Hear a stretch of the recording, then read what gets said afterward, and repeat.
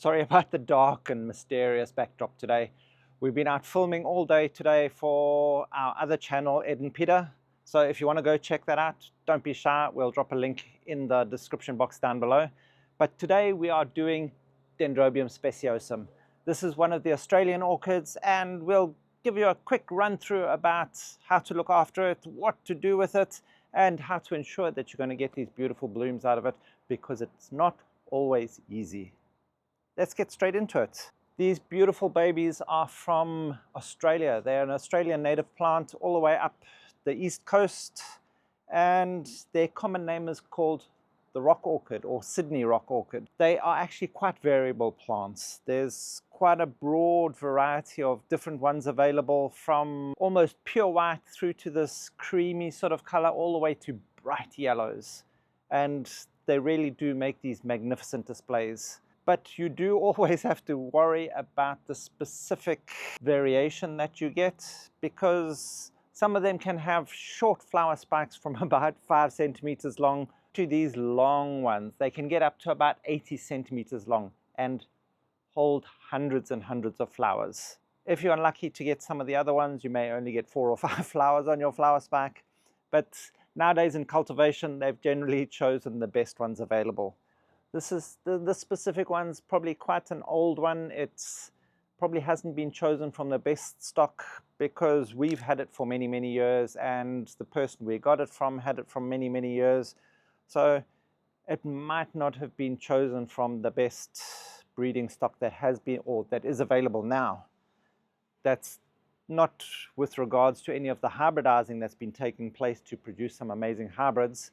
And if you want to see all about that, that's a whole nother video. So we'll just, let's just stick to the basics here. These Dendrobium Speciosums can generally get to quite big plants, although there are some dwarf ones available. They haven't been dwarfed, they're just a dwarf variety. And you'll get anywhere from generally 3 to 7 leaves on the ends of each of your pseudobulbs, and these leaves can last for up to 12 years on the plant. So they're very hardy, long-lasting leaves compared to a lot of other orchids. They actually keep their leaves for a very long time. If you start noticing your leaves falling off and you're having all these dead canes, or not dead canes, these pseudobulbs without their leaves on them, then you know you've run into a problem. And one of the biggest problems with these guys is overwatering. Your leaves will often just yellow and then fall off. So then you'll have to go into your media, check that the roots haven't rotted, because that's the quickest and fastest way to lose all the leaves on your Dendrobium Speciosums. Because otherwise these guys are extremely hardy. They're one of the most drought tolerant orchids. That doesn't mean that you mustn't give them water, because they actually do like a fair amount of water, especially during that growing season, and even during that winter rest period where Dendrobium nobles, you may hold water off them completely. With these guys, we're still going to give them a spray on and off throughout winter, so that their pseudobulbs don't wrinkle and they are at their happiest. Also, if you dehydrate them too far as well, that's when also you'll land up with some of that leaf fall.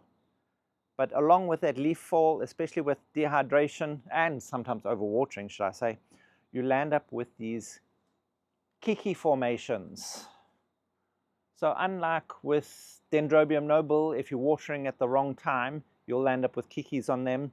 With these guys, kikis are generally caused due to stressful situations.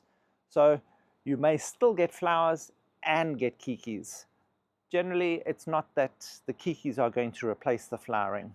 You may think so at certain points, because sometimes you'll have a year with magnificent flowering, and then the following year you might not have any, or you might just have one little spray and you're a little bit upset because last year you had 6 or 7. This is just the nature of them. They go through this intermittent flowering in a way. Some years they can be absolutely magnificent, and other years just dismal. And who can say why really, because it's not even alternate years or anything. It can just happen out of the blue. Flowering on them is a little bit sporadic in that fashion, but talking about the flowering, these guys, the flowering can last for up to 6 weeks. Your flower spike with all these flowers can last incredibly long time. My specific one, I think it's because of the variation that it is, the flowers only last approximately a week or so. So I'll get all these beautiful buds coming and the beautiful look of the flowering spike. The flowers will open and then they'll already start to fade by the end of the week.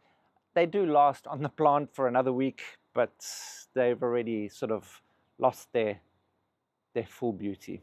But there has been, as I was saying, there certain of the varieties do have longer lasting flowers. So we can see how much this variation in Dendrobium Speciosum comes into play with them, because not only are you going to get different sizes, you're going to get different length or size of the flowering spikes and the flowers themselves. You'll get flowers that last for different amounts of time. So your flowering will last longer or it will be over quicker. Also, with some of the variations, they need more watering or they need to be mounted. Some of these are specifically lithophytic plants, although generally just epiphytic is fine. Some of them actually prefer that almost stony sort of environment that they came from, and that's where they'll do the best and produce the best flowering. They've also been known to form these huge, big, tangled masses over the tops of rocks on the sides of cliffs and such in Australia, where they are big, massive, massive plants, almost the size of a car. And their pseudobulbs can be anything, as I said, from those dwarfer varieties all the way up to a meter long. So these guys can really get into quite large, well, some of them can get into really quite large plants. And the one thing that makes these orchids specifically so easy to look after is their humidity requirements. A lot of those other orchids that we like to keep all the time, their humidities generally are a struggle to keep. They want humidities of 60, 70, even 80%. And if we're keeping our orchids indoors, that can be extremely difficult to manage. But these guys, anything from 40, 50, even 60% is perfect for them. They're not going to complain. So that's going to be really easy to maintain in your home. And if you're growing outdoors like us, when we get those real drops in humidity during winter, they're absolutely fine. And the temperature ranges that they also go through are immense. They can take temperatures anywhere from 45 degrees Celsius. That's extremely high. I don't want to be out in the sun during those temperatures, but they seem to be able to manage it. And all the way down to 0. So even if you've got near freezing conditions where you live and you want to grow these outdoors, these are going to be okay. Just avoid the frost. That's the main thing. Because as I said with these leaves, they can be on the plant for up to 12 years. So if you're destroying the leaf volume on your plant, it's going to take a long time to recover. It can take 2, 3, even 4 years before it's ready to be up and flowering at full pace again. So the frost is really only going to damage the leaves and will cause them all to fall off. It generally won't damage the pseudobulbs unless, of course, you're getting black frost or something that will damage your pseudobulbs too. But generally, it's only going to be the leaves that are going to be problematic. But as I said, that's going to set your plant back very far. So even if you've got those cold temperatures, it's going to be fine. Just avoid the frost. And these guys, to trigger flowering, it's just those cooler temperatures that we want in the evenings, just to give them a bit of a rest. We're also going to lower the amount of water that we give them. They do like that drier winter, but not completely dry. They will manage through it, but they're not going to thrive through it. So we're going to just keep them on the drier side while still watering, and we're going to allow those evening temperatures to drop. So that's going to help them bring out that flowering. These guys, they're generally going to be flowering from about late winter to early spring, But again, with those variations that there are, they can flower anywhere from sort of autumn all the way through until midsummer. So depending on which variety you've got or which variety it's been bred with, you can get flowering through a broad spectrum of the year. So if you want to have flowering for half the year, you just need a couple of different varieties. What have we done here? Watering, humidity, temperatures, lighting. Did I say lighting? These guys love the sun. As I said, out in Australia, they often grow out in full sun areas. So they'll be out on those rocks, on those cliffs, getting full sun for large portions of the day. But for us, generally, we try and keep our orchids looking in pristine condition. So perhaps during the heat of those summer days, we might just want to shade them over a bit, just so that they don't get any of those leaf burn marks. But that's only if you start getting high temperatures. Otherwise, they can handle that full day sun all day long. And in winter, we like to give them that little bit of extra sun. If we are giving them midday shade through those summer periods, in winter, we can go set them out in the full sun. The sun is a lot less harsh, the temperatures are a lot lower, and they'll love you for it. They'll really be able to put on a better show, being able to produce all that good food through the chlorophyll, and that's generally the way they prefer it, because often where they are, they're in deciduous areas where all the leaves will fall off the trees during that autumn and winter period as it dries up, and they'll get exposed more to the sun. So give them more sun during that winter period. So we've done watering, temperature, humidity, sun, and I can't even think of what else. And feed. What about feeding our plants? Well, I have often found growing my Dendrobium Speciosums is they actually like blood and bone meal. We are lucky here, we've got a liquid fertilizer that is a blood and bone meal fertilizer that we feed them during spring and in autumn.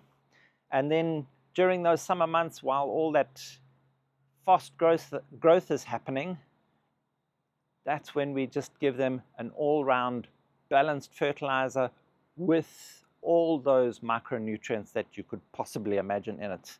So, but remember, we're not overfeeding. These guys don't like to be overfed. You don't want to leave too much salts in your media. So while you are giving them lots of food, you're keeping the concentrations of your feeds low so that they can still get all the required nutrients they need, but without overfeeding them or causing toxic buildups in your media or on your plant that can burn them. And I suppose the only other real requirement with them is during that heavy growth period in summer, they do like the heat. So try and give them as much heat as you can during that summer growth period, just to ensure they grow to their fullest. And by doing that, you're going to allow those pseudobulbs to mature off so that they can then flower. These guys are going to be flowering off the pseudobulbs that matured in the previous year's growth. So with Dendrobium Speciosum, if you're getting all this kikis, all these little babies growing on your plant, the first thing you need to do is check your plant to check that it's not stressed. Check your soil, check that your roots are fine, check your media is well drained, and then go through and look at your care program, at your whole schedule of watering and feeding, and make sure it's going to suit your plant, because as I said, often it is a stress response. They will also form them naturally as the plant matures and gets to a certain age. So it's not necessarily something you're going to have to worry about. If you've gone through everything and checked everything is right, then it's just part of its natural life sequence and you really don't have to worry. This guy obviously needs to be repotted, and the media is probably a little bit mushy. So that's what's going to happen to him as soon as we make sure that we're not getting any flowers, because at this point of the year, he could still put out his flower spikes and we should still get some flowers out of him. As you can see, this one's already in full bloom. This flower spike here is already going off. So another 2 weeks of him, and we might actually repot him as well. We'll just have a look and see. And we've got a couple of these amazing little babies that we can take off and pot up, so that we've got some gifts. Or maybe we'll just put them on our trees. We'll see. Nothing like being a greedy orchid collector. Okay, I think that's about it. Wait. I forgot to mention, I know Ed will probably cut this into the middle of the video, but the media, what media do they like? As I said, some of them are lithophytic, so they like to grow on rocks. Those obviously, an inorganic media will probably work really well, but generally with mine, I go with just plain bark. Some nice big chunks of bark, depending on the size of the plant, just to ensure that I've got that drainage, I've got that acidity that they like, and the dog's making sure that I don't miss out on anything. And it's got the drainage and air movement. There we go, as easy as that. So I just find bark is the easiest for me to be able to manage my Dendrobium Speciosums with.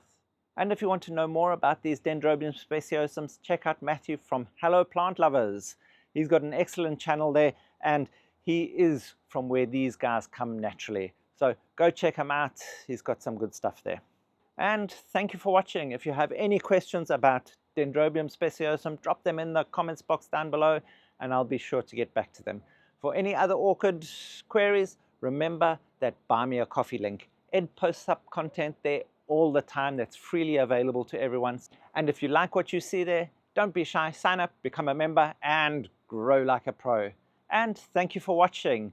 If you found any of this information helpful, please hit that like button, hit that subscribe button, and that notification bell, bing bong, to be notified of all our upcoming content so you don't miss out on a thing. Help us grow as we help your orchids grow.